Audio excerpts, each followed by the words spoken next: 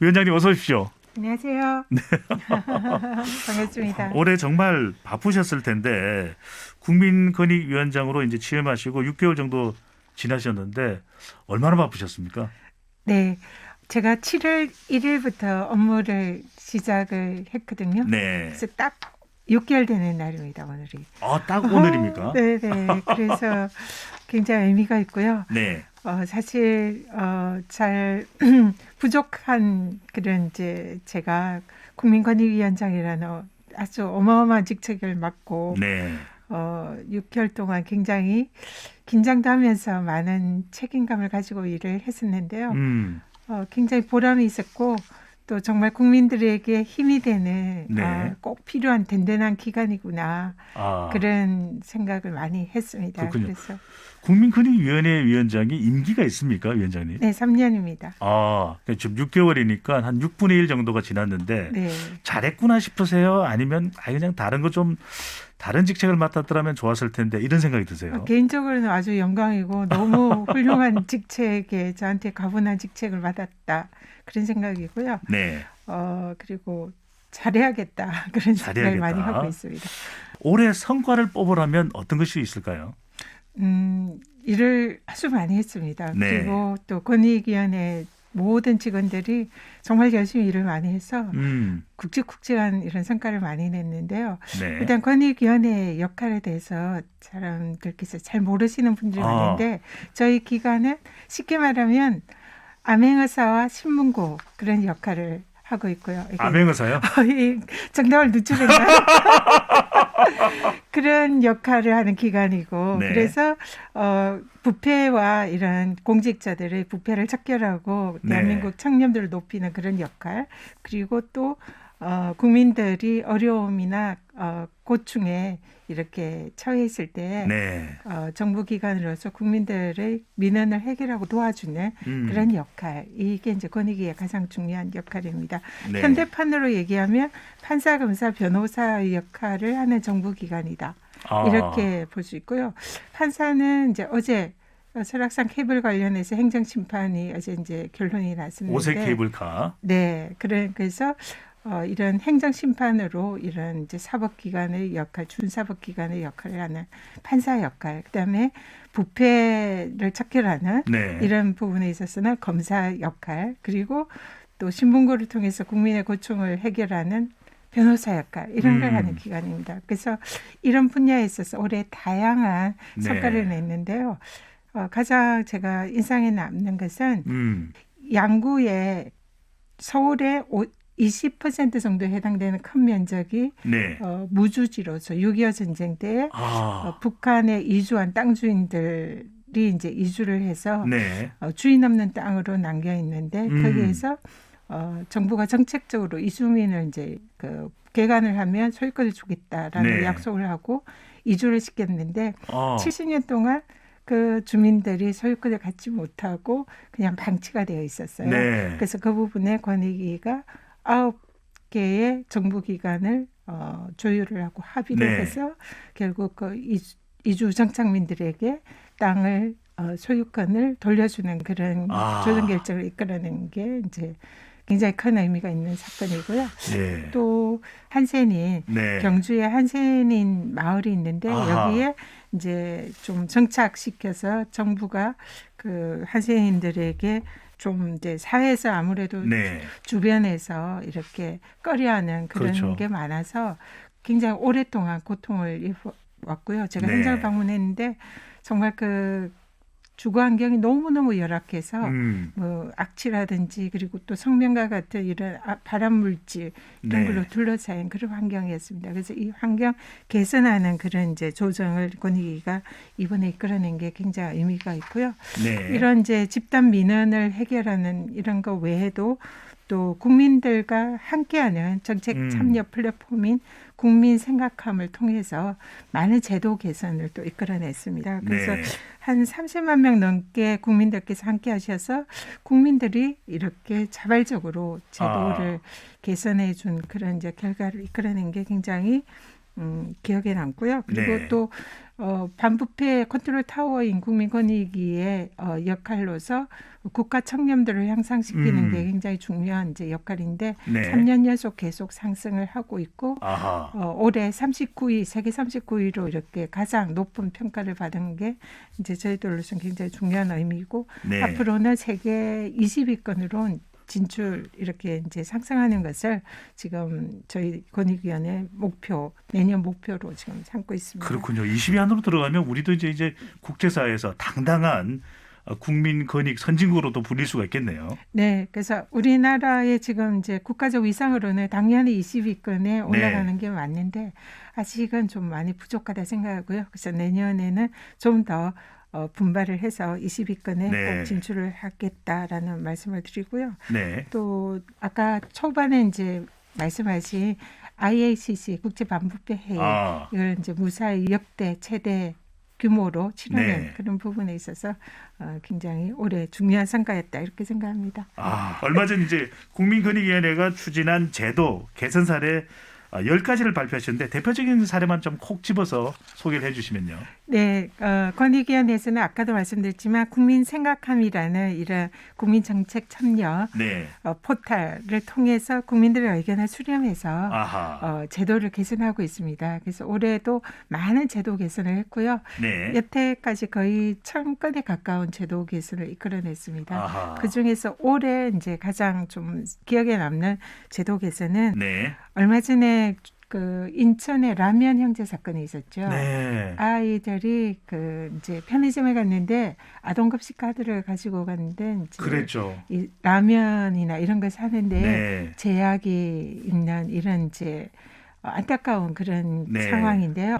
그래서 아동급식 카드가 편의점에서도 마음껏 이 메뉴를 선택을 할 수 있게 그 제한을 좀 이렇게 이제 없애는 그런 제도 개선을 이끌어냈고요. 네. 그래서 우리 아이들이 그 마음껏 이렇게 아동급식 카드를 활용할 수 있는 제도 개선 그리고 또 최근에 코로나로 문화예술인들이 굉장히 네. 고충을 겪고 있는데요.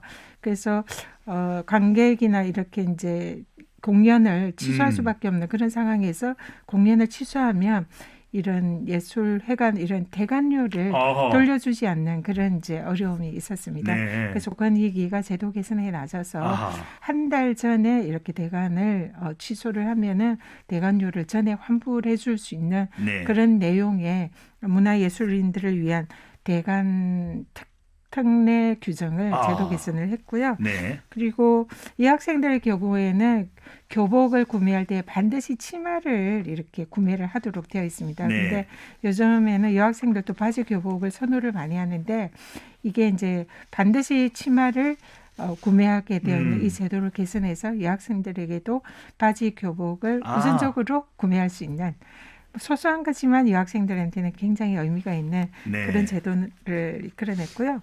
많이 있는데 다 말씀드릴 수는 없고 간략하게 이 정도만. 네. 다음 질문이 또 너무 말씀드리겠습니다. 워낙 재밌는 거라서 네. 중요한 건 많은 국민들이 관심을 가지는 건 이제 공공기관 청렴도, 우리 공공기관의 청렴도는 어떨까? 이게 상당히 또 궁금해하시거든요. 네. 올해 결과는 어땠는지 또 어떤 방법으로 측정을 하시게 됐는지도 궁금합니다.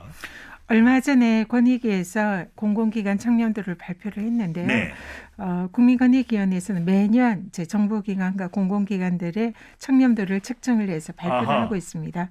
근데 올해 청렴도는 전반적으로 예년보다 이제 상당히 높아진 네. 그런 수준이고요. 특히 국민들께서 우리 공공기관의 공무원들이나 이런 공직자들이 더 청렴해졌다. 이런 판단들을 이번 이제 청렴도 평가에서 그렇게 네. 이제 지표로 나타났습니다. 근데 다만 내부 청렴도는 이제 공무원들이 스스로 우리가 얼마나 청렴한가 이런 걸 네. 평가를 하는데 그거는 조금 낮아졌어요.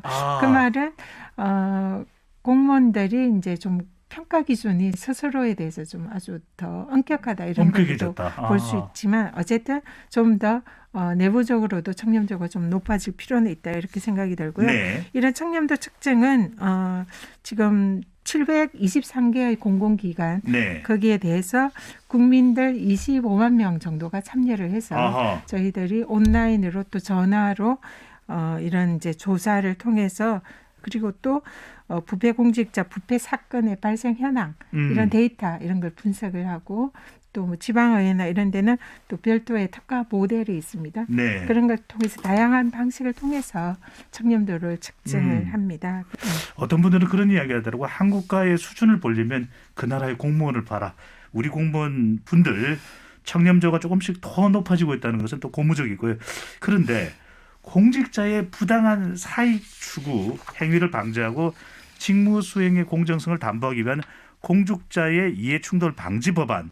사실 우리가 세월호 사고 때도 이 문제의 상당히 또 심각성을 발견할 수 있었는데 국회에서 또 통과가 안 되고 있는데 위원장님 어떻게 보십니까? 네, 이해충돌방지법은 지금 현재 국민권익위원회에서 통과시켜야 될 중요 법안으로 아하. 저희들이 추진하고 있고요. 실제로 네. 법안을 이제 국회에 제출을 했습니다. 음, 이번에 올해 반드시 통과시키고 싶었으나 네. 어쨌든 여러 가지 뭐 국회에서 여러 가지 사유로 지금 통과가 되지 않고 있는데 좀 네. 일단 안타깝고 위원장님 또 가장 핵심적인 이유는 뭘까요? 통과가 안 되는.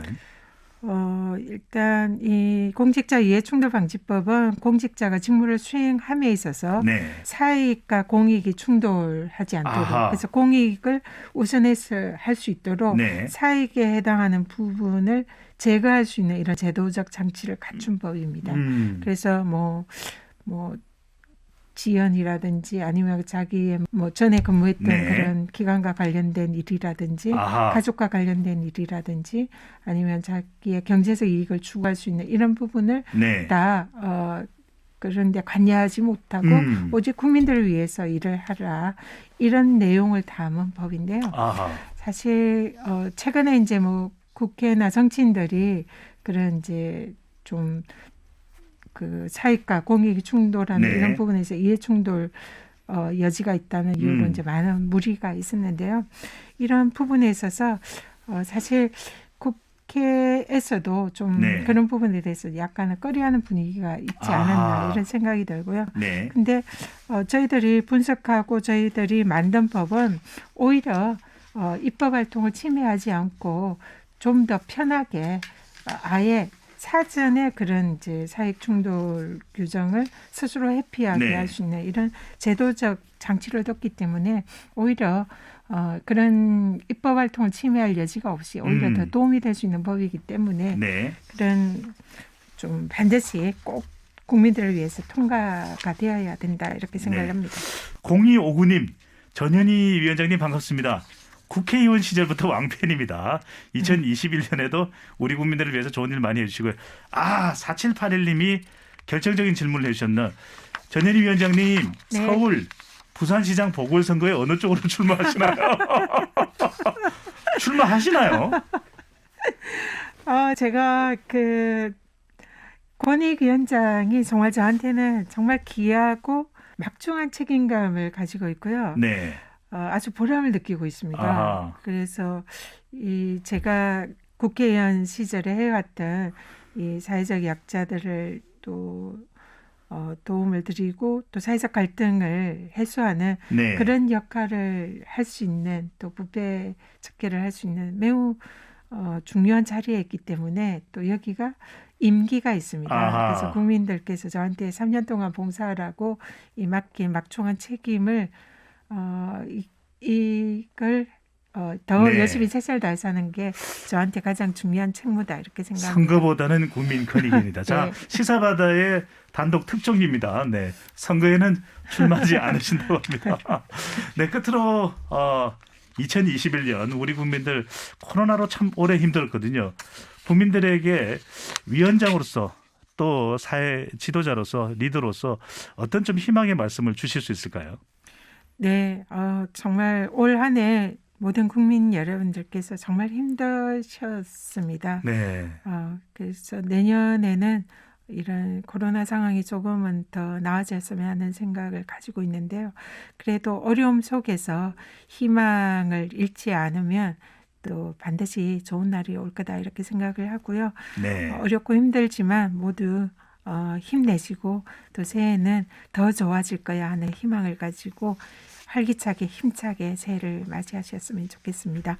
국민권익위원회도 우리 국민 여러분들의 눈물을 닦아드리고 또 곁에서 늘 든든하게 힘이 되어드리는 그런 기관으로서 또 더 가열차게 힘차게 여러분들과 함께 하겠습니다. 감사합니다.